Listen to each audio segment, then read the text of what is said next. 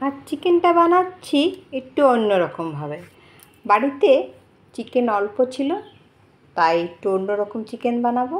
একটু গরম মশলা ফোড়ন দিয়ে পেঁয়াজ কুচি দিয়ে দিলাম, রসুন কুচি দিয়ে দিলাম, আদা কুচি আর দিয়ে সব আমি আজকে কুচিয়ে নিয়েছি, বাটিনি একদম। নুন একটু, হলুদ একটু দিয়ে ভালো করে এটাকে কষিয়ে নিয়েছি।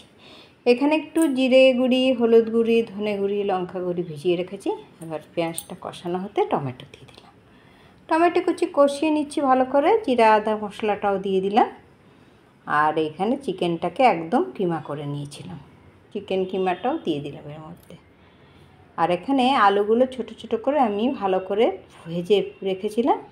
এটা দিয়ে সুন্দর করে কষিয়ে কষিয়ে ঢাকা দিয়ে দিয়ে রান্না করছি। বেশি জল দেব না, অল্পই জল দেবো, কেননা সবই প্রায় সেদ্ধ আছে, তাড়াতাড়ি ঠিক হয়ে যাবে। এইরকমভাবে এবার চিকেন রান্না করে খেয়ে দেখো, অল্প চিকেনে অনেককে খাওয়ানো যায়। খুব সুন্দর চিকেনটা টেস্ট হয়েছিল।